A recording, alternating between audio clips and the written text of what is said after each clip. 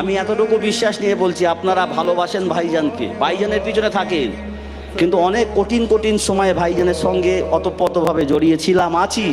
আমি দেখেছি যেমনিভাবে রসুলকে অফার দেওয়া হয়েছিল, তুমি এইগুলো নাও আর এইটা বন্ধ করে দাও, ভাইজানকেও বলা হয়েছিল আপনার কি কি লাগবে বলুন, আপনি এগুলো থেকে চলে আসুন, আপনি এ থেকে পিছিয়ে আসুন, আপনার কি লাগবে, কত টাকা লাগবে, কোন প্রজেক্ট করতে হবে বলুন, আমরা করে দিচ্ছি।